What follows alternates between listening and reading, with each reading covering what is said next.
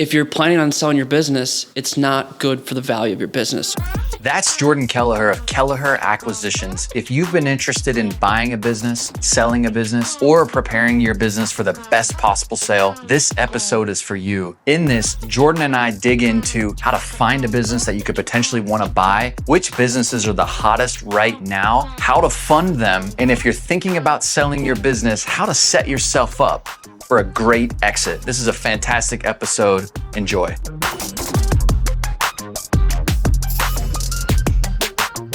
Welcome back to What Can We Get Into podcast. This week we got a special guest, Jordan Kelliher. I'll go over how I found you because it's kind of a cool story, but welcome to the podcast. I appreciate it, man. Thanks for having me. Of course. So the way I found you is last year, year and a half ago, almost 2 years ago at this point, I was in the middle of starting to buy a business, and boy, is that a long haul and running through the mud, I always call it. Feels like you're running through the mud. And the beauty of the Instagram algorithm, I guess all the SBA and loan terms I was searching, you popped up a couple times on my social media page talking about what to do, what not to do. There we go. And all of that. So that's how I found you. And then a year and a half later, I was like, man, this guy's close. Let's bring him on the pod. So welcome, man. I love it. Thanks for having me. So I want to know a little bit more about how you got into being a business broker. I want to know about your business. So give me a little bit of a rundown on that. Yeah, I was kind of just touching on it too. Very outside the normal path. So like I said, I was up in Minnesota in the trucking and logistics space. So doing blue collar 9-to-5 job. And I was always just like studying finances and business in general. And I stumbled upon a business broker position. I know this seems wild, but I started researching about it, learning about it, what they do. I was like, I want to do this. And I know you have to, a lot of people take that path of go get your MBA and then you become an analyst and you see one piece of the pie. And I said, I'm going to email all the owners of brokerage firms in warm states, like I was saying, Florida or Texas. And one guy, I don't know how many people I emailed, said, you can come down. It's commission only, so there's no pay until you close a deal. But I'll show you everything. I'll show you from start to finish, which is really beneficial to me because I think if you go like the Goldman route or any of those, high investment banking firms, you see kind of a slice of the process. And I was able to see the whole process. He showed me everything.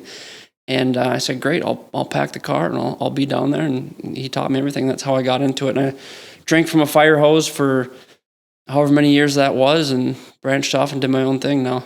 How long have you been doing your own thing? I think it's about 3 years now. 3 years. I've been having my own brokerage firm, yeah. Did you do it a little bit on the side where you were doing your own stuff on the side, or did you just jump ship and start your own? Yeah, not really. I mean, when I got into it, obviously I was learning. I was trying to learn everything about the process. And we ended up parting ways, and I waited out a non-compete. And once that was done, during that non-compete is when I did a lot of that marketing. So that's probably when you started seeing some of my content. And then once that was done, I knew exactly how to do this. I had all the contacts and relationships I needed to put it together. And so I just started piecing things together once that was up, and off we went. I love it. Yeah, I mean, it as a guy that just did it 2 years ago, there's a ton of resources out there, but there's a ton of conflicting things, what to do, what to not do. Yeah. Use the SBA.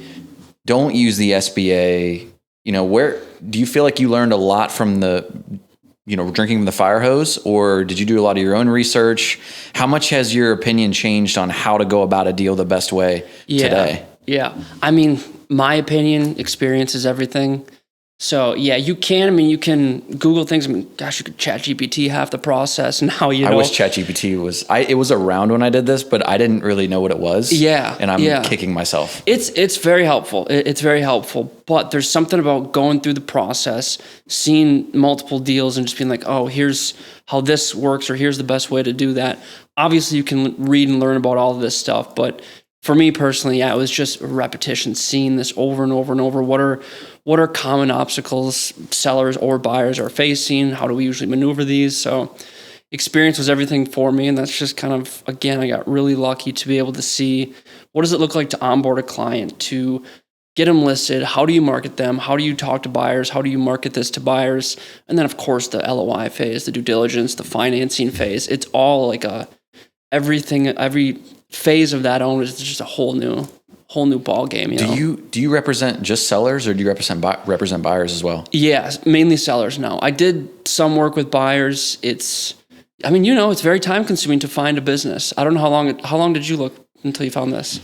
So I looked for roughly about 9 to 12 months, but it wasn't all very serious. I had the itch to do it, and I kind of started to get into it. I'd look like once a week. What's for sale? There was some very niche guys that were selling these just chiropractic businesses, and you could go on, the bigger brokerage buy and sell business website and find some stuff. And I would find stuff, and a lot of times by the time I got into discovering what it was either not in a location that I wanted, or it wasn't, the specific, because I was buying a business that was obviously what I do for a living. It's not, wasn't buying a plumbing business, and I wasn't a plumber just as an investment. You were going to go work in it. Yeah. I was going to go work in it. So the turnkey-ishness of it needed to be what I was already doing or similar. Yeah. Because there's a wide variety of what people do in this business. Yeah. So along the way, I had probably 5 to 10 calls with doctors, and within 5 minutes, I was like, either you're not in the city that I want to be in. You knew very You're not doing the same things that I want to do. And I didn't want to walk in and rock the place and be like, patients not have an idea of, a complete 180 and the retention was dropped. But to that point, it takes a long time. It does take a long time. The buy side is no joke. Yeah. Yeah. And it's challenging because I hired what I thought was a broker, and they were more of a valuation company. Oh, okay. So it was sort of a weird thing, but through the paperwork, I thought I was signing for representation. And I literally had paperwork that was like they were representing me. With the valuation company? With the valuation company. Now, it's a chiropractor that used to do this. He sold like 3 of his practices, and he was like, now he does what you do, but for chiropractic businesses, right? Gotcha. So I met him out in Vegas, and I was like, hey, I'm considering buying he's like, great, we're going to start representing buyers. If you can do the selling piece, a lot of times you can do the buying piece. Sure. Would you agree with that? If you can do the selling of a business, you can do the buying. Yeah, I mean, you understand the process, but the reason why I don't do it anymore, and I did for a while, is just because it takes so long to find the business that's worth pursuing. Like you said, geographical area, fitting your cash flow size, whatever it is. And that can go on for 12 months. And that takes a lot of, selfishly, it's going to take a lot of my time to work with someone for 12 months just to find the business and then start the process. But as far as the process, if you know how to sell it, you understand the buy side too. But and I had already had the business picked out at that point. Okay. I had already gone through the, not necessarily the LOI yet, but the, oh my gosh, I'm blanking. The document you signed to non-disclosure. Oh, okay. The NDA? NDA, yes. So I had signed that to get all the documents and kind of review them.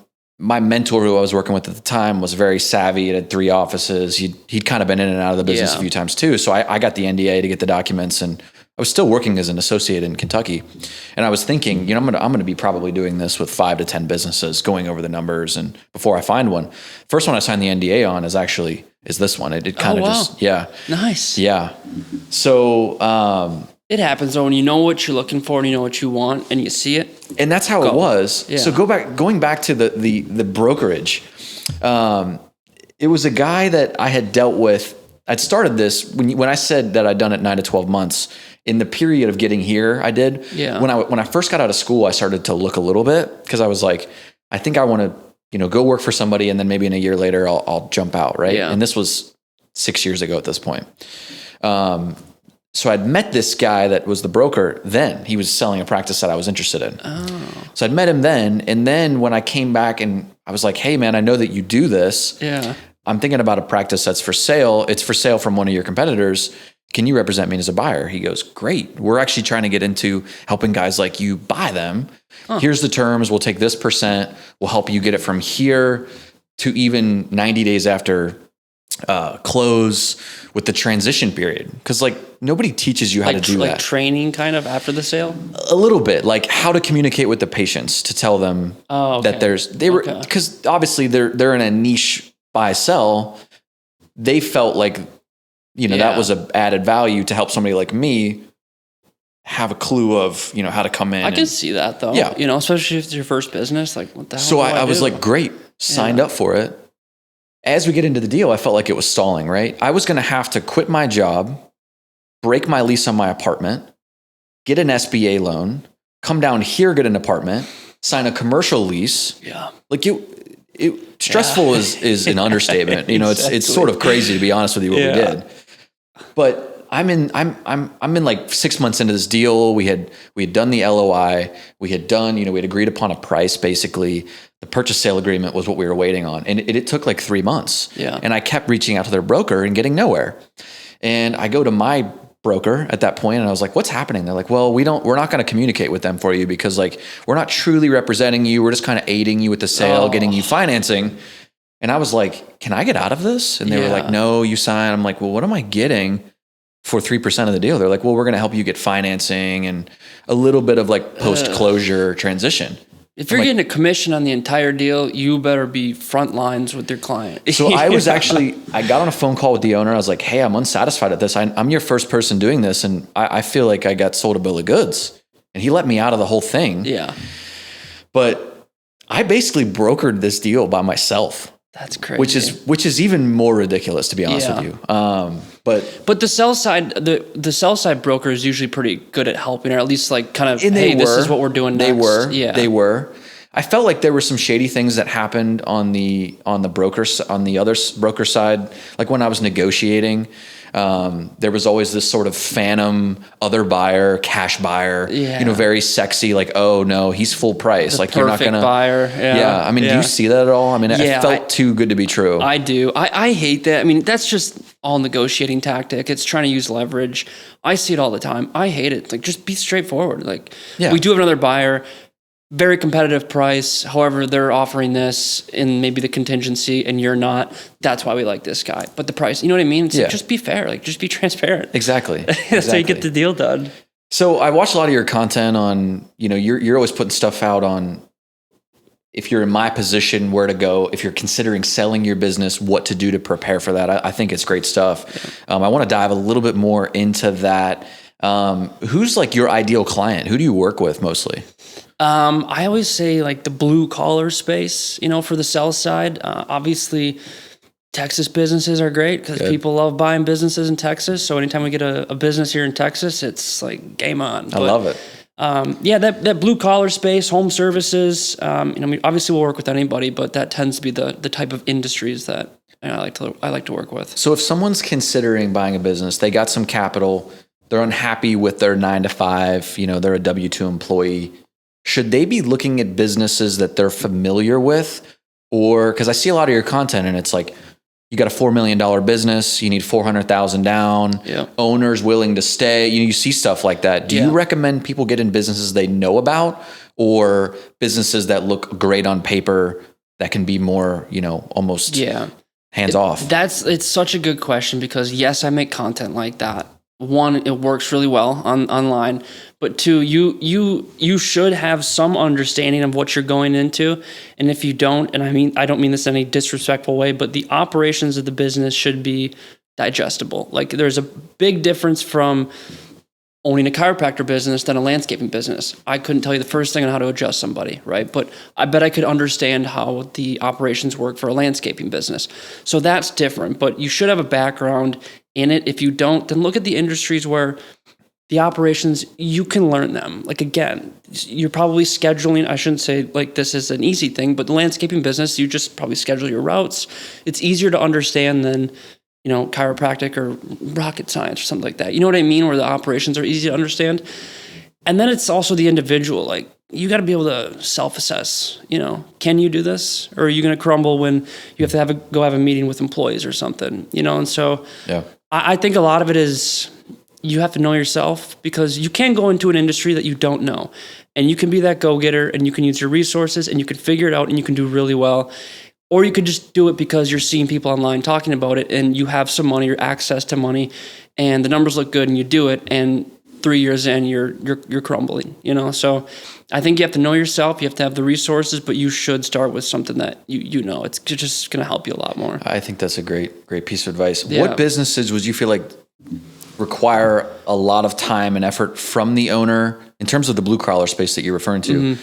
which of them specifically require more of the owner and which of them require less of the owner? I guess what I'm trying to get down is, if somebody's 55 years old, they've got some capital, they're leaving the 9 to 5, they don't necessarily want to get into something and be working 80 hours a week now. Right. What businesses would they get into to have less of a hands-on versus, you're 30 years old and you're going to be hands-on, want to be hands-on? Yeah. It's not so much industry. It's more so what's the management team? Like, what do the employees look like, right? Are there key employees? Is there a management team? Like who's bringing the revenue in? Who's responsible for generating the revenue? And if it's the owner, then you have to fill the owner's shoes now, which means, do you understand this industry? And are you willing to work the amount of hours they're willing to work? If not, you have to hire somebody who knows this industry and is willing to work those hours, which is going to cut into your cash flow. So it's really more of an emphasis on who are these employees, who's the general manager, the branch manager, whatever it is. And then getting a good understanding of their roles, responsibilities, and you'll probably need employment contracts, to keep them there after the sale, because if they leave, you're in trouble, So I would say it's more so focusing on the employees than anything else. Yeah, that makes sense. Yeah. I see that firsthand after buying this place. Yeah. And it was simple. It was 2 other employees, but just making sure that they were happy, making sure that they weren't necessarily too religious and reliant on the old owner and being cool with the transition. I couldn't imagine that at a bigger scale of tens to hundreds, but I saw it happen. What do you recommend for people in that transition period, both from a buyer and a seller standpoint? Day one, you bought a business, you get in. How do you make that seamless from both the buyer and the seller perspective? Yeah, that's a good one too. You typically don't see a lot of buyers that want to keep the seller around because you want to start being the owner of the business, right? And when the seller is staying there, you have the other employees who are, it's difficult. Here's the guy or a woman who's owned this business for 15, 20 years. They're still here, but now here's the new owner. Who are we listening to? And so usually you see a lot of buyers. It's a typically 60 to 90 day transition period where the seller of the business will stick around, hang around, help with introductions and things like that. But then after 90 days, the new buyer really steps into that. And that's what I've seen work best. When they do it together, they announce the sale together. The seller comes in and they have a meeting. Hey, here's Justin. Really trust this guy. We just sold the business to him. You're in good hands. Nothing's gonna change, right? That's typically what we see for the handoff, and then a 60 to 90 day period. And you typically see the buyer say, "Okay, we got it." We're good, And as the buyer, it's 90 days. Honestly, feels like a lot. Now, the business I was in, the owner, or business I am in, the owner was sort of the face of the business. The owner was the sole owner and sole doctor here. So I kind of felt like the more that he was around, the more it kind of almost became emotional for the clients. Yep. It just sort of drug on and on and on. And because I talked to a lot of people before I signed on the amount of time, and we ended up doing 2-week transition. Yeah. And a lot of people were like, you're crazy. Like, how are you going to do that in 2 weeks? And I'm very happy that I did 2 weeks and not 60 or 90 days, because it would have been too much conflict. And so you liked that then, the shorter transition period? I liked it. Now, don't get me wrong. It was like the hardest thing I've ever done in my life, because I could not learn everything. I had worked as an associate for 4.5 years and punched the clock basically. And if I was leaving and the toilet was overflowing, I was like, see, or what's your problem? Hey, this insurance company's not paying. Like, they're, we can't figure out why they're not paying, or we got to deal with this attorney on this deposition. I was like, you know what I mean? So you can't learn all of that. Even, I would argue, even if you had a transition of even 60 days, you're not going to have every single scenario happen, which I think that's really what kind of defines you as a business owner and entrepreneur, is being able to handle that stuff. And early on, I was like, I'm not doing this properly. I'm not doing this right. I'm going to fail. You have so much self-doubt. Yeah. And then, a year in, you're like, okay, I'm starting to get the hang of this. I'm starting to get the hang of hiring, firing, what to pay for, what to not pay for. I remember I came in here and every single person that was selling something was like, we can increase your sales. We can help your retention. We can communicate with patients with this marketing. I was like, yeah, sure. $100 here, $300 a month here. by the end of, I'll never forget, at the end of July, it was basically the year since I bought the business. So all of my subscriptions that I had signed up for, I was like, let's cut all of these out. I don't need any of these. I know. Yeah. But that transition period is hard. And obviously for someone like myself, where they're replacing the quote unquote head of the business that's making money, obviously that's a harder business to 100%. to transition 100%. versus somebody that owns a landscaping company and they're the one that's answering the phone or just, making sure things are going well. Yep. The end customer probably has no clue that that's the case. Exactly. Do you recommend people buy businesses where it's more of, the owner is not the face? The face. Yeah. Because like what you did, I think is on the difficult side. Yeah. Because they were the face and now you have to come in and start it from the ground zero. And that's hard to do. I'm sure you saw that and went through it. Like, it's difficult to do. And so, yeah, when, again, that's when I talk to business owners and they're getting ready to sell, one of my first questions is like, what's your involvement, right? Right. What do you do? What are you responsible for? And of course, they're the owner. They do, they do everything. But no, really, what are you doing? Are you in sales? Are you out on job sites? What are you doing? Because that's going to determine like how sellable this business is going to be. And so when they're running it from more of a high level in a manager position and doing, what the owner is doing and kind of just overseeing all the departments, that's when the business becomes extremely attractive and it's a lot easier to sell. Because not saying that you remove them and nothing changes, but that's what you want. You want to build this well-oiled machine where if I go leave for 3 months, 6 months, revenue's not dropping. I have my management team. Everything's in place. We're good. That's what buyers want to buy. But, if you're the one going out and doing job sites and the neighborhood's waiting for you to come cut your grass, you're the owner and operator. And they say, well, where'd so-and-so go? He sold the business. Oh, okay. Yeah, we'll go somewhere else. Exactly. You know what I mean? You don't want that sometimes with all industries, and it's a difficult thing to replace. It is. Yeah. It is. And it's something that I think about every day. I mean, I'm a year and a half in, and I'm already thinking of that 5 to 10 year goal of get more doctors in here to where I can step away, still see patients that I want to see, but can go to Europe for a month and it's still turn. And when you want to exit, it's not like the end of the world and I don't have to deal with what I just dealt with. Now, I'll be fully transparent. What I paid for this place, it was an asset sale. And I don't think that I would have been able to build this space out for what I paid for it. Yeah. So in the same vein of me going, man, this was really difficult. On the other hand, I had patients in here day one. Yeah. Cash flow day one. Yep. Everything was set up not exactly how I'd want it, but enough to start a business. Yeah. What do you hear in terms of, you get in there and the business is called X and you want it to be called Y and you want to change, the logo, you want to change the name, you want to change how the office looks. Mm-hmm. What do you recommend on a time frame, or do you recommend not to do that? I recommend not to do it. I mean, obviously it depends on the business, but I recommend to not touch anything, because first of all, again, it's probably the industries I deal with that are there's a heavy SEO presence, Google presence. I keep using landscape and, but again, if you want your grass cut, landscapers near me, they're jumping to the top and you see that name of the business or the logo of the brand. And so if you're the buyer, you don't want to change that, you want that out there, right. Because and just kind of slip in behind the scenes. So yeah, I really never see that. I never see a name change, a brand change. And of course it happens, but I don't see it too often. I wouldn't really recommend it, especially if there's a big presence. Did you change yours? I did. You did? So the old owner here, I always joke that this location here was his retirement, plan. It was your parents downsizing when you left your house. Okay. It was like, man, we're preparing for retirement. We don't need as much space. Yeah. So the guy before me went from like 5,000 square feet to this. This is like 2,000 square feet. Okay. Kind of was the last 5 years of his career. Each year, like let it go down, which is great for me buying it. We can get into that in just a minute. But yeah, so when I came in, the sign up there was his name.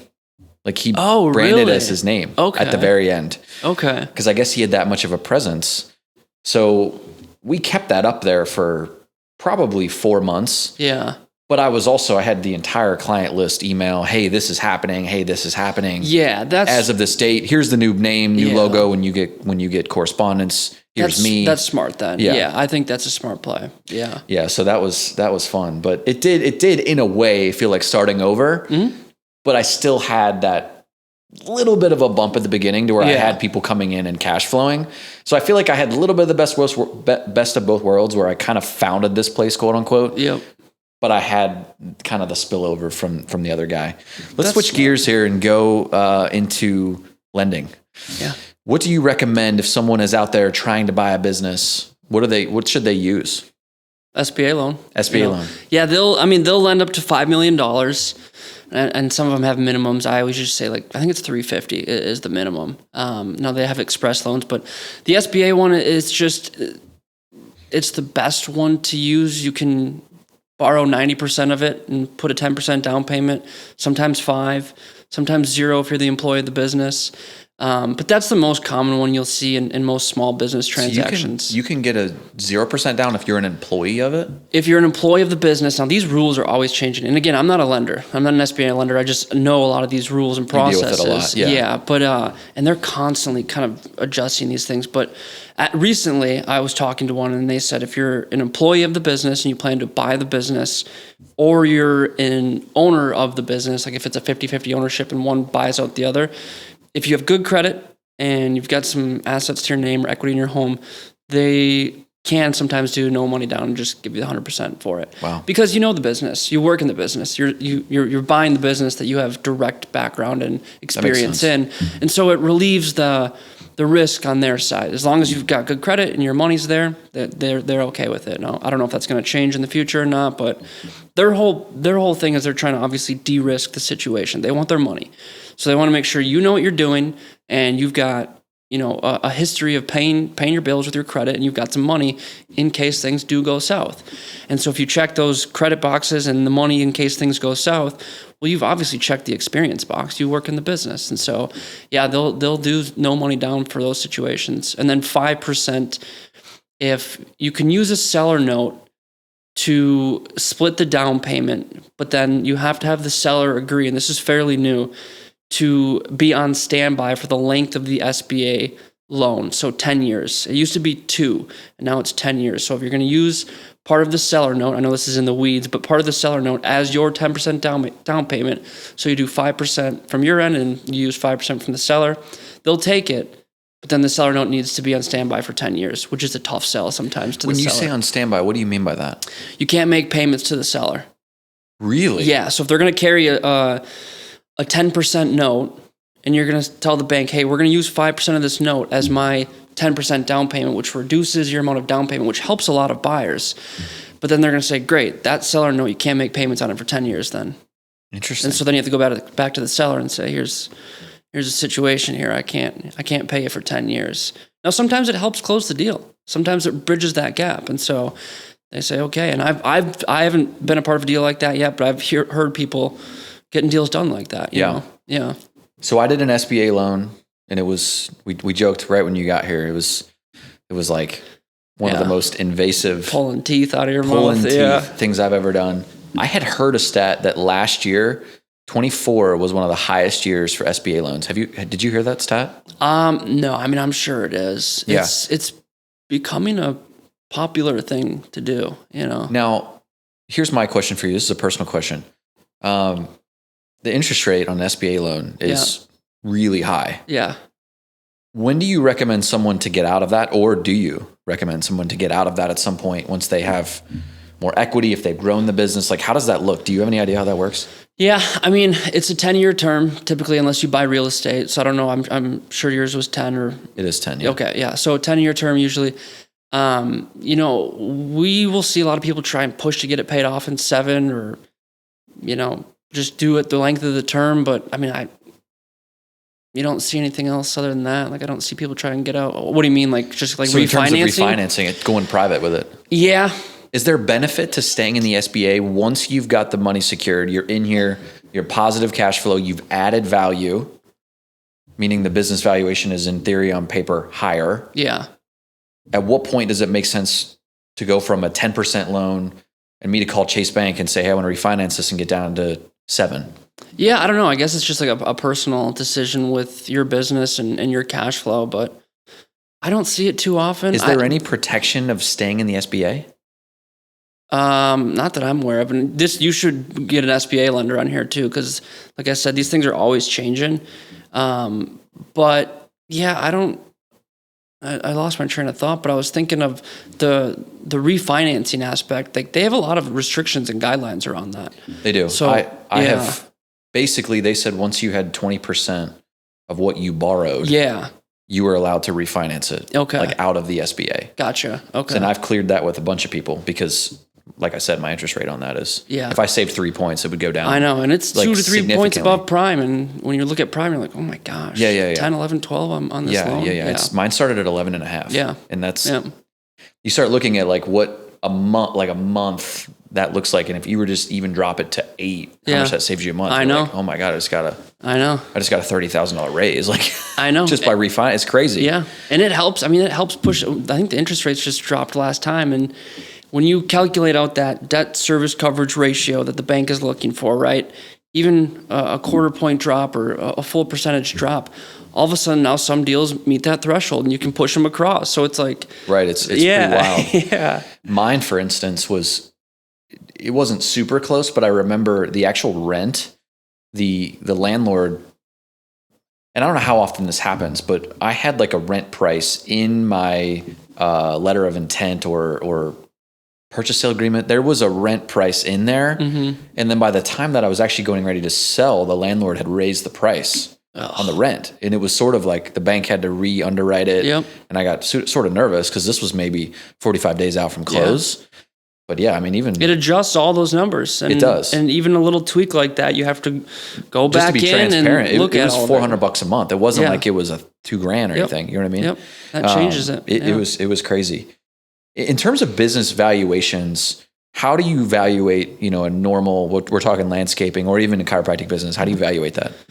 Typically, it's when I tell people this, when I say we value business, it's going off of how the bank does it. So how the SBA will underwrite the deal. And that's by looking at the last 3 years of tax returns and profit and loss statements. And so that's what we do is we'll run those models for people and, hey, can we look at the last 3 years of your financials? And you're looking for the earnings of the business. And whether that's for most small businesses, it's going to be seller's discretionary earnings, which is just the net income of the business plus any owner compensation. So if the owner's running anything personal through the business and then their W-2 salary. So you take all that personal stuff, you add it on top of the net income of the business, that's your seller's discretionary earnings. So we're looking for that number, usually an average going back over the last 3 years. And from there, it's applying a multiple to it. And for most small businesses, it's going to come in between a 2 and a 4. If you're doing under $750, $1 million in profit, it's going to be between a 2 and 4, most likely. And so you'll use that multiple and you'll apply it to that seller's discretionary earnings, and that gives you a rough back of the napkin valuation. Now, of course, you do more digging, but that'll give you a good idea of where you're at. So that's obviously going to work for a small business. If you're talking more of a medium-sized business, you got 100 employees, you've got a CEO, you got VPs, you got a whole C-suite. Does that same thing hold true, or that's a completely different ballgame? You're looking at more than the EBITDA. So that would be the earnings before the business or the company pays interest, taxes, depreciation, and amortization. And so you're doing the same thing. You're looking for that net income, and you're going to add all of those things on top of the net income. And you'll typically take an average of the last 3 years and apply a multiple to that number. So it is a little bit more different. Usually, when you see businesses for sale and they're using this SDE metric, it's almost implying that you're going to have to be operating the business, right? Because they're putting the owner compensation into their cash flow or into what they're advertising. So that's not the true net income. It's what the owner is making on top of the net income. And so you can assume, okay, the owner's involved in this business. That's kind of what it's implying, whereas EBITDA is not. Yeah. What businesses tend to have a higher multiple versus what businesses don't have as good of a multiple? Yeah, I mean, it usually always starts with the financials. That's why I always say, the more profit you have, the higher your multiple is going to be. And then it's, industry, sure. I mean, like the tech industry, software as a That's what I've heard. The tech industry is always more than, say, a landscaping business in terms of the multiple of their income. Yep, for sure. And that's kind of been a few years ago. That was running wild. I don't do too much in that industry, so I mean, I'm not entirely sure. But when there's management team in place, that tends to get a higher multiple. Right now, these home service businesses are getting a high multiple. I mean, you hear it from everyone on social media, HVAC plumbing, right? And they're getting these huge multiples. Just a lot of it's because private equity is dipping into these spaces, and then people are watching this and going, I can do this too. And so it's just driving this demand up. And so these sellers are just saying, hey, here's our multiple. You know what I mean? They're just kind of controlling the multiple in that space. But home services, if you got a management team in place and you've got good profit, that's going to see the higher end of the multiple. How do you feel about private equity? You know, say you've owned a business 20 years, you're ready to retire. What would be the difference between selling it through someone like you and private equity company coming in and going, hey, we want to buy this? Like, what does that look like? I mean, everyone's indifferent on it. It is very interesting because I've heard great things and I've heard horror stories from both the customers and clients of that particular business, employees who have left when private equities come in. But I've heard other great things because it just kind of, I don't know. It just depends on what you want. Here's how I say it to business owners. It depends on what you want your life to look like after the sale. Because, and this isn't always the case, and I don't own a private equity firm, but I see a lot of these deal structures, and a lot of them are tied to you remaining involved in some capacity. And so, first of all, private equity doesn't really look at businesses doing under $1 million in profit. And so if you're above that, usually it's 2. Then you can expect to deal with them when you sell your business. Now, when they make offers on your business, they're going to be earnout offers or the second bite of the apple or roll some equity into our entity, right?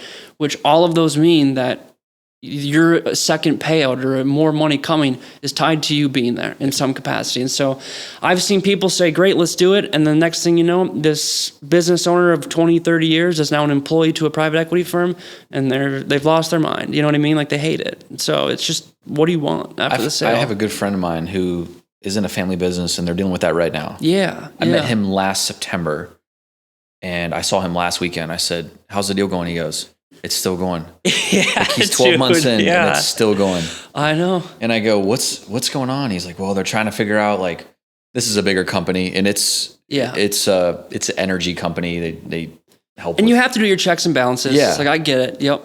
So he is like 1 month I'll talk to him and they're going to keep him on. The next month I talk to him. Oh, they're getting rid of me day one. It's like, there's so much push and pull with it every month I talk to him. But it seems like the deal's going to be pretty sweet. He's going to keep equity and then they're going to recapitalize in 3 years. And he's looking at the numbers. And that can work great. Like you could talk to him in 7 years now and he's like, we just cashed out big. And it can work out really great. And that's what he's thinking where, you know, and he's in, like I said, he's in one of those blue collar businesses where they're, you know, it's not some tech company or something like that. So I don't know. It's interesting though. But like I said, you know, a year later and it's wild. Still not done. Still not done.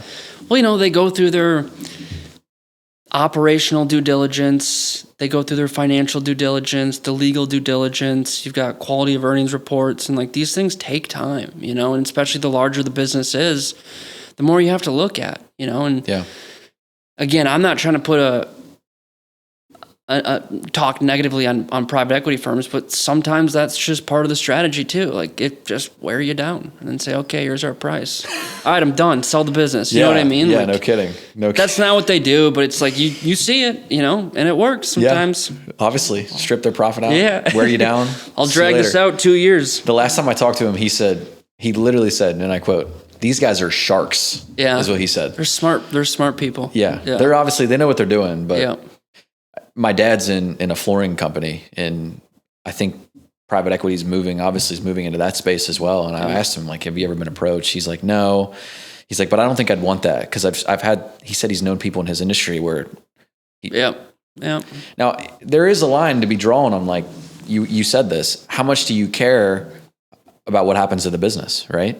If they come in and all your clients are pissed, but if you got a big check and that's what you wanted, maybe that's the deal. That's where it's kind of the individual, because I just recently heard too, if I wasn't a part of this deal, but you know, this roofing business sold to private equity and the culture just completely changed and employees left. And now there goes your revenue and you're having troubles. And does the owner care? I mean, obviously they care about the employees, but they got their check, and so it's weird. It's those deals can be very weird because it sometimes changes culture, I should say. But when you've got someone who's coming from the flooring industry, they've been blue collar their whole life, you look at those owners differently than you look at someone coming in from a corporate setting and they've never nailed a hammer into a piece of wood. You know what I mean? It's a weird dynamic there. Of course. Yeah. Of course. I recently watched a video of yours a couple days ago, and you were talking about how some business owners will just inflate their expenses, put everything through the business, everything their CPA tells them. You mentioned that can actually hurt them on a sale. Yeah. Walk us through that.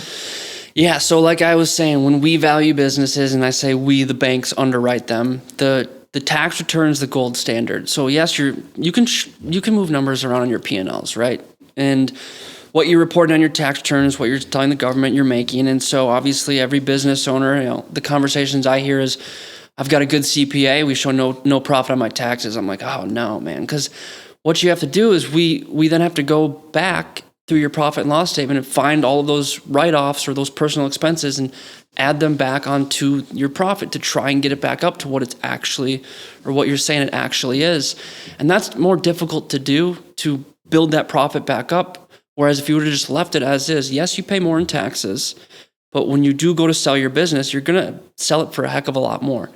And if you're going to try and write all these things off and you're going to try and reduce your profit as much as you can, well, now me, the broker, the bank, the buyer are going to have to go comb through your finances and find all of those expenses, add them back, but then we have to justify them. So if you're spending $25,000 in travel, 50 in meals, was that business or personal? How do we prove that? Well, you can't. So that's why the bank says 50%. They just cut it right there. So now you just lost 50% on those expenses. And and then that hurts the price of your business. So a lot of business owners get excited about that. Look, we paid no taxes. And I was like, well, it's going to significantly hurt the price of your business when you sell. And so that's why I always try and say, if you are doing that and you plan to sell, just show as much profit as you can for 3 years.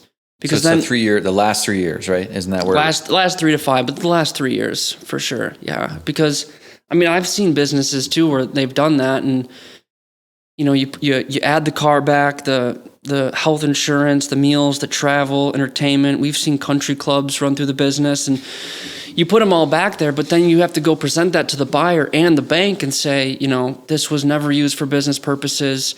But you have to have proof, and it's easier to prove a car. I can show you my car note, right? This is my personal car. It's under the business. Here's my monthly payments. Okay, good.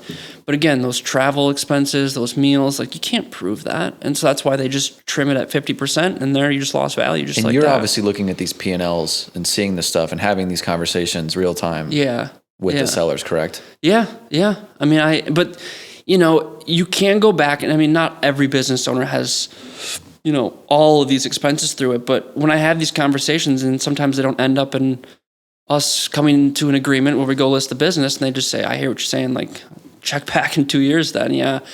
But you see all these, and it's just, hey, we got to get rid of this, because it's just, I know you're showing no profit on your tax return. They're like, well, yeah, you get it, right? I'm like, I do, but now we got to go find all that profit, and then we have to justify the profit and then show it in spreadsheets and formulas and models to the bank and the buyer and say, this is real profit. Trust me, this was for business purpose. You know what I mean? It's challenging. It gets real messy, and the bank doesn't want messy and the buyer doesn't want messy. It is challenging, because I always joke that I interviewed more CPAs when I started this business than any other employee, anybody, 5 CPAs, and I couldn't have gotten a wider variety of individuals. Yeah. I mean, I've always heard, if your CPA sounds like they're working for the IRS, you probably shouldn't hire them. Yeah. Which is always a funny statement. But I interviewed somebody that sounded like they were working for the IRS, where I was like, can I do this? They were like, no. They were like, I was like, can I do this? They were like, no. And I was like, this is not going well. Yeah. I was like, I feel like I can justify that this is actually business. Yep. I interviewed a guy on the other side who was like, if you buy something for your house and it sounds like it could go in your office, then, go ahead and expense it. Yeah. But it's just interesting. And I have a patient right now who's a CPA, And I was asking her this, and she was like, yeah, I mean, it's really kind of how you interpret it. Exactly. And it's so subjective. Yep. That after a year of doing it, it's just wild. Like I was looking for such a black and white. There's none. Yeah. There's no black and white on it. It becomes a gray area, and you just don't want gray areas when it comes to the price of your business. And if there is gray area, they're just going to say no. Like you said, like if you're running the business from your home and you buy, 10 grand of office. Here's a perfect example. There was a business that I looked at 2 years ago. They ran it from their house, and they had done a renovation in their home office, right? So that went under the P&L for business, but it was also business that was ran from their home. And so can you add that back? Do you not add that back? And yes, they have the receipts for it. And then they've got, an office supply expense item, and, you buy things for your home, you categorize it as office supply. And now we got a gray area. Can we actually add this 10 grand back? Do you have receipts for it? Oh, that was for your living room. That wasn't for your office where you work and run your business out of. You know what I mean? And so it's just when you don't have set in stone receipts for the expenses you're running through your business, it just drops the price of your business. Yeah, it is such an interesting. But nobody knows thing. that. You know what I mean? Yeah. And so they're like, I'm ready to sell my business. And you look at their tax return and you're just like, oh no. And if you go to the CPA side of it, I mean, if you follow any of them on Instagram, the 6,000 pound rule for the car. If you've had a good year, go buy a G-Wagon because you can write off the full thing in the first year. Yeah. I don't know if you see that on clients of yours, but it's like, I don't know. It's good. And that's the thing is I'm not a CPA. Right. It's good tax advice, sure. But all I'm saying is if you're planning on selling your business, it's not good for the value of your business. So as far as saving on taxes, that's the CPA's job. They saved you on paying taxes. Great. But now when it comes to selling your business, it's going to hurt the price of your business. Would you have the same advice for someone that is selling a business and say they're 62, they want to retire at 65, and at 63 it goes down 15%, and at 64 it goes down 15%, and you have this sort of downturn?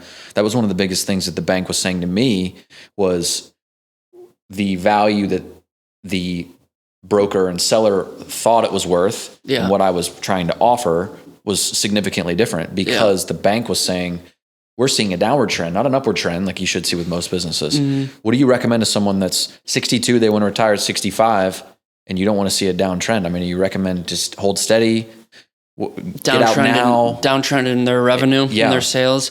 Yeah, that's tough because you do want to see year-over-year growth, but it's not that it prevents you from selling the business. I mean, as long as the cash flow is enough to pay off the debt, you can get it through a bank and someone will buy it. But it's just one of those leverage things where, hey, your business is going backwards. I don't want to offer that price, and so you just want to have as much leverage and ground to stand on when it comes time to sell your business, and showing year-over-year growth is the best. I mean, it's the same thing as stocks. You want to sell when you're high. So when you want to sell when you're growing, I know it's hard to do, but that's when you're going to get the highest possible price. Speaking of stocks, if someone has $100 grand and they're considering buy a business, invest it in the stock market, or buy some commercial real estate, what would you advise on that? 3 different scenarios. Yeah. Obviously, you're biased. I get it, but yeah, I mean, I love cash flowing assets, and that would check the box for a lot of those. I think it's the individual and the situation of your life. Like, what are you trying to do? Are you trying to build up a cushion for a rainy day or retirement, or are you an aggressive, ambitious person and you want to keep building your portfolio of assets? It's just, I really think it's the individual. Because you'll hear people say, don't invest anything, just go put it into buying a business or buying real estate. Don't put it in the stock market. And then you hear the flip side of it from a different person, right? So I think it's just what your goals are. I know that doesn't really answer the question, but no, it's fair. I think that some people think that sometimes buying a turnkey business is sort of passive income, or even commercial real estate is passive income. And I think that the word passive income, there's no such thing. There's no such thing. Yeah. Even if you can go as far as like the laundromats or a vending machine or the ATM routes, like that's as close to passive as you're going to get with buying a business. But who's restocking the vending machine? Who's collecting the coins out of the laundry? Like you have to still do stuff, and like who's going to manage the finances? Right. Like, those businesses, you don't have enough cash flow to have like a finance department. It's you, so like you have to know how to do it. So you're working. Exactly. Yeah. Exactly. top 3 businesses that you're looking at right now in terms of the hottest things, the things you think are going to be great in the next 10 years with AI and everything. What are your top 3? I still would stay in the home service businesses. I like the highly fragmented businesses where there's a lot of them, right? So you're, like we said, the HVAC and plumbing, but private equity's eating those up. I like landscaping because if you buy one good landscaping company and you know how to manage it, and I know this is a private equity page out of private equity's playbook and it's not for every person, but if you can buy a business that's highly fragmented, like landscaping, roofing, and you know what you're doing, you know the industry, you can buy another one in 3 years, 5 years, and you can keep rolling those up together. And so I really would say any industry that's highly fragmented, but these home services right now are super attractive. They get a ton of attention. And so again, it kind of depends on, are you going to buy this this is now going to be your baby for the next 15, 20 years? Or are you going to buy it to sell? If you're going to buy it to sell in 7 to 10 years, find something in the home services space. Home for sure. services. Yeah. You always, this always makes me scratch my head when I watch your content. Yeah. You always say, if I had 40,000 right now, I would be putting it into this business. Mm-hmm. You have an acquisition brokerage business. Yeah. Are you in any other businesses? Right now, we're not. I mean, last year, that business I talked about was actually in staffing and recruiting. Okay.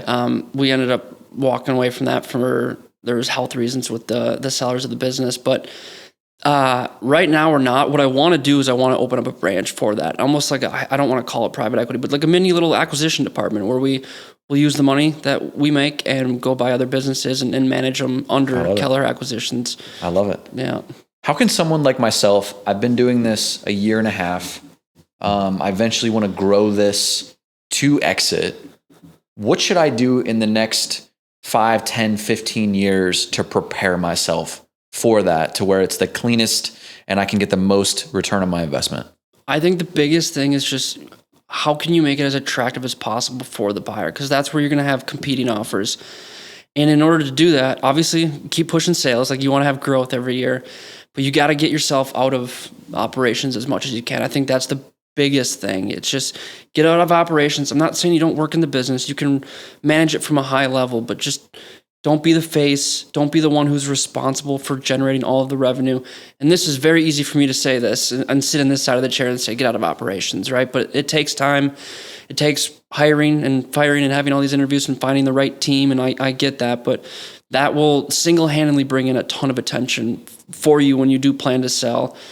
And then just keeping your financials in your tax returns extremely clean for the 3 years before you do go sell. And I think if you have those in order, it's going to be a world of difference as opposed to selling something that's owner operated and you've got all these write-offs and personal expenses to the business. Yeah, it's something I think about all the time because, like you said this early on the podcast, you're like, can you leave for 6 to 9 months and it's still cash flow, it's still generate revenue? And at this point for me in my business, the answer is no. Yeah. Because I'm the sole doctor here. So it's something I'm constantly thinking about. At what point can we bring on more of a team? Obviously that's hard to do. It's like when I have calls with people and I tell people that, like, I'm well aware, like, it's very easy for me to say that, but I'm just like, I'm trying to let people know, like, no, 100%. That will significantly increase the attention your business gets. We just listed something. I don't mean to cut you off, but we just listed a business here in Texas, and he works 5 hours in the business, like, legitimately. Just, he does payroll, checks in with his branch managers, and that business blew up. My phone was smoking, my email was smoking for weeks because that's what people are looking for. Yeah, no, that sounds highly attractive. Yeah. There was one that I looked at in Scottsdale, and it was way higher value, but it was, one thing I noticed is they love the word turnkey. Yeah, I know. Do you see that all the time? Yeah. I saw it all the time, and I was looking at doctors' offices, but it's turnkey, owner is not, that's obviously sexy, and that's what they're looking for. But there was one that I was looking at out in Scottsdale that was turnkey, 2 doctors, replace the owner. And I kind of thought to myself, this would be a great investment. Now, granted, it was a $2 million deal and I didn't have 10% of that, just to be completely transparent. Yeah. Looked great. Income profit was like fantastic. I was like, man, if I can find like 2 other people to go in on this with me, this would be fantastic. But I kind of liked the idea of getting in the trench and really, because I was going from associate, I was like, I don't think that would be an appropriate jump. I feel like I needed to get in there, cut my teeth, learn how to hire, fire, and be in it, and with my name on the door before I got to maybe that point. Yeah. But that leads me to my next question. Partners in a deal, whether it's, buying and selling, how does that change things? Do you recommend, hey, Jordan, I want to buy a business. I need 100,000 down. I have 25,000. Do you recommend them get a partner, a silent financial partner? Like, what do you recommend on that? You see that a lot, actually. It's this new entrepreneurship through acquisition, this ETA space, and you're seeing a lot of it. And kind of what it is the right way to do this, in my opinion, and what a lot of people are doing that are successful is, I'm going to be the buyer. I'm going to be the operator of the business. I'm going to go work in the business, but I'm going to have an investor or a partner put up the down payment for me, and I'm going to give them equity in the business, but they're going to put their trust and their faith in me because I'm going to go run the business. This isn't going to be me looking to find that absentee business where I don't do anything, this passive income. I'm going to go work, roll my sleeves up, but I need some help as far as the down payment. The investor covers the down payment. You give them equity in that. You see those relationships work really well. As long as the operator knows what they're doing and has an idea of the industry of that the business is in, because then you have to go sell it to that investor or that partner. That seems to work out really well. And as far as like friends being partners, I've seen deals work out really well where one person has a decent amount of money and the other one has the experience in that industry. I mean, that's like a home run situation, because then you can replace that owner even if they are an operator, and then you got the other partner or friend here that has the capital. I love it. Yeah, I've got a lot of people that are friends of mine that are entrepreneurs, and most of them have partners, and most of them started with partners. And I've had people say to me, "You're so lucky you don't have a partner in this." And I'm like, "Why?" They're like, "Because you can do whatever you want. Yeah, you don't have to run this by anybody when you want to." Joking. If you want to put your car in the business, you don't have to go, "Oh, you can put your car in the business too." So I'm just curious if you see that, because I've heard, on the other hand, you hear just as many sour stories of conflict, and you put two entrepreneurs in a room, sometimes it might. Yeah. Who can win? Again, it's the individual. Like how well do you get along with that person? Sure. Have you done things like that in the past where you're putting your money together, and because that kind of starts to shift things. But yeah, I've seen horror stories. I'm watching one right now of two 50-50 partners that are trying to sell their business, and it's turning into a lawsuit against each other as opposed to selling the business. So it's just, it can happen. I know. Wow. It can happen. Do you feel like today's market, do you feel like it's better for someone to buy a business than start one from scratch? So say you wanted to be in landscaping. Yeah. Do you think it's better to go out and be like, buy a truck, buy a lawnmower, start knocking doors? Or do you feel like it's better to come up with some money, get that silent partner, buy one that's cash flowing? I mean, again, I hate saying it's the individual, because there's positives in both. If you start from scratch, you learn everything, right? You understand how to start a business. You understand what it takes to start a business, because it's not easy. And you ask any business owner and they'll say it's not easy. But if you can get through that, you can get through that first 5-year failure rate. It's like 65% of businesses fail in the first 5 years. If you can get through that, that makes you a pretty tough and strong person that you can then go on to grow that business. But that's hard to do, and not everyone can do it. Not everyone's willing to do it. Not everyone has the money to do it. And then as far as, buying a business, you got to skip that. You got to skip that failure rate. And so I do think it's smart. If you have the resources and you've got that ambition to buy a business and skip that 5-year failure rate, then do it. Absolutely. Yeah, because it's a heck of an opportunity to buy a cash flowing asset that you can step into. And yes, you're putting money into it. You're buying for access to this, but it can be a heck of an opportunity for you, your family, to do that. And so I think it's a really good idea, but you are missing out on, and again, I don't know the individual buying the business, but you do miss out on that startup phase, which is just running through the trenches, and you learn a lot and you get thick skin doing it. And that means a lot as a business owner to be able to do that. So yeah, I mean, it's on the individual, but I think it's really smart. If you can find a good business, yeah, why not? Why would you not skip that failure rate? Now, do you feel like there are more businesses for sale? I see all the time on Instagram that these non-sexy businesses, boomers are selling their businesses, boring business, non-sexy, silver tsunami. That's what I'm saying. Are you seeing, you've not been doing this 30 years, but are you seeing the inventory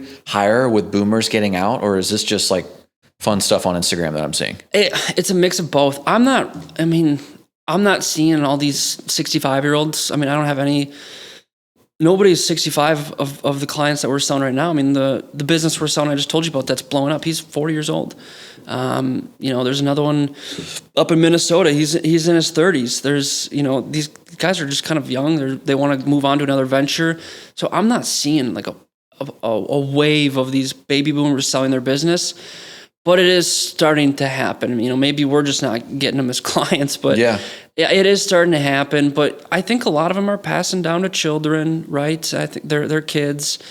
But it's such a wide range of like years that this is going to take to happen. Right. So it's not like tomorrow you're going to see them. It's going to be over a 10, 12 year span. So, but as far as the inventory, yeah, you see, there's people always selling businesses, but not all of them get sold. You can go on that biz buy sell and you can scroll for days.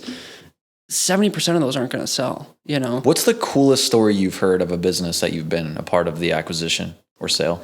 The coolest story? Meaning like, I'll give you one and then I'll allow you some time to think about it. Cause I know that's kind of an off the rip question.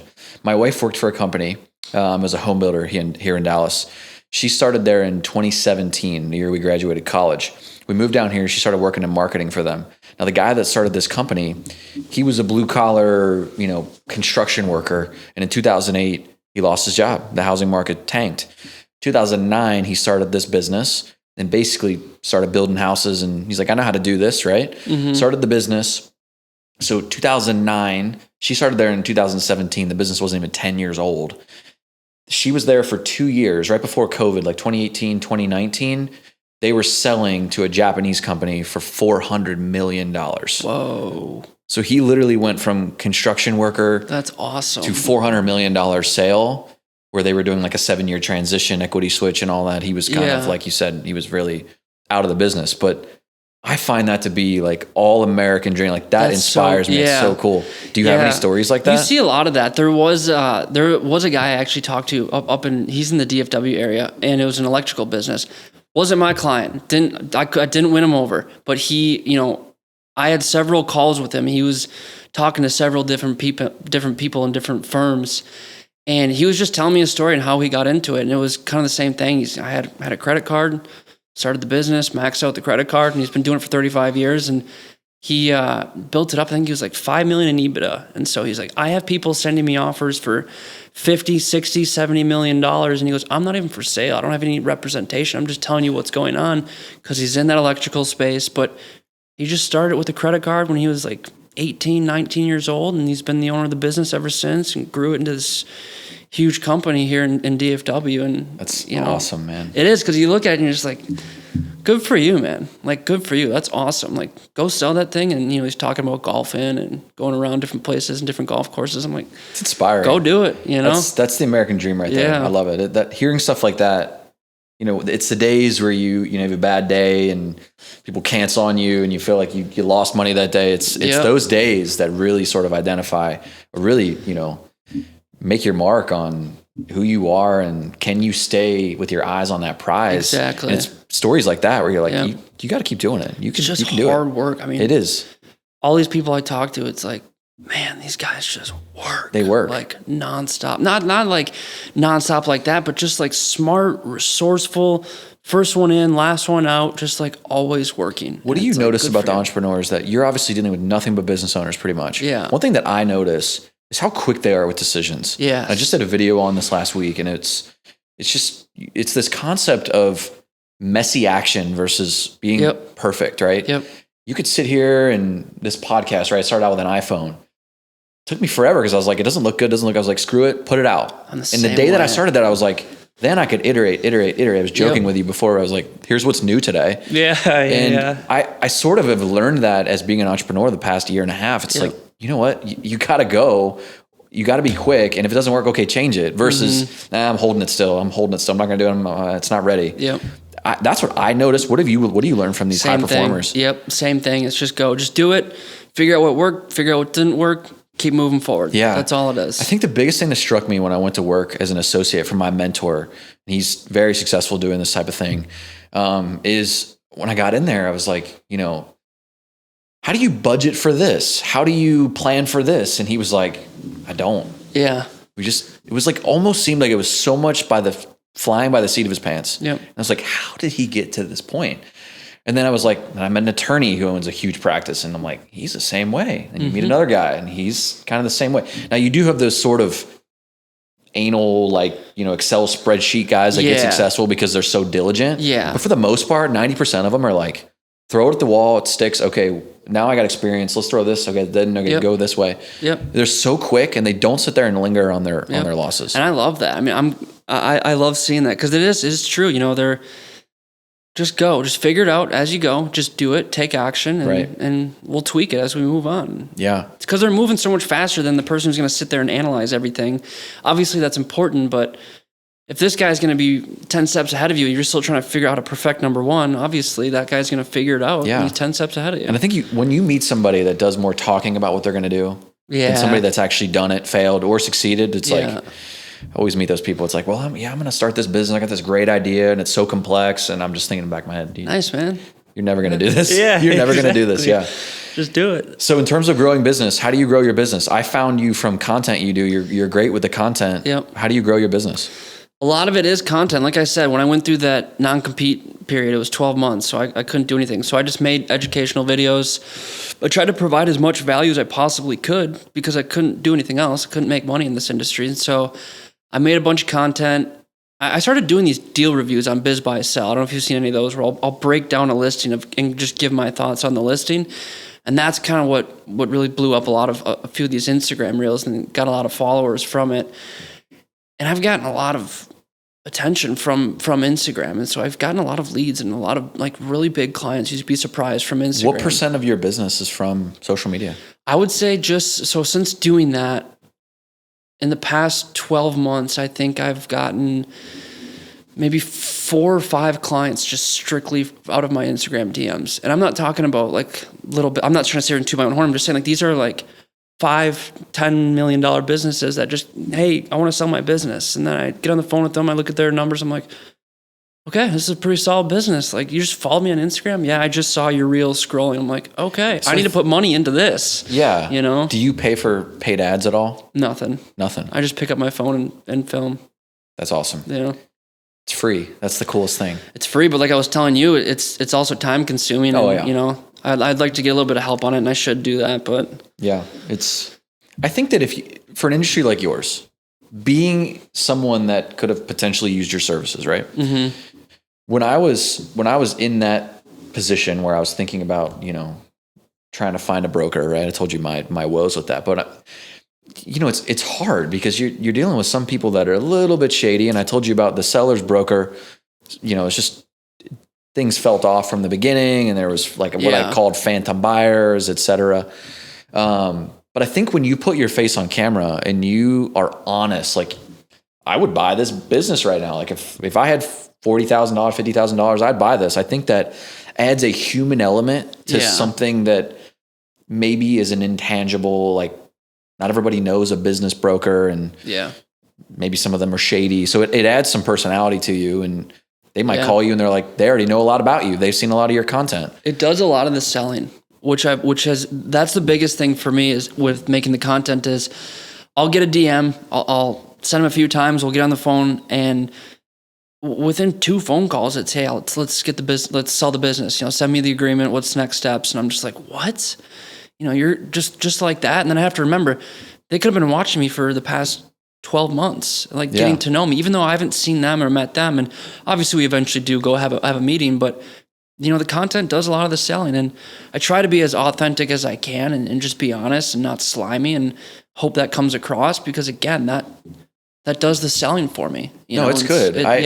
You're doing a great job. Like I said, it was fed to me.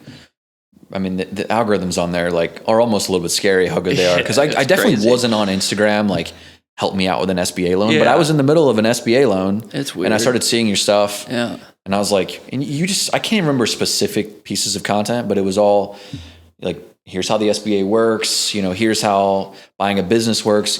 The process of it. Like one thing I had no idea was I had the seller or the seller's agent wanting me to give like $5,000 of, I don't know what it was called, earnest money. Earnest money. Yeah. And I was like, no way in heck. Yeah. That was the actual process of this, but I was thinking it was scammy. I know. So after reviewing your content, it would help somebody like me know A, B, C, D all the way to Z versus feeling like this isn't right. Yeah. This is part of the process. Yeah, absolutely. And the thing that's tough though is about buying a business.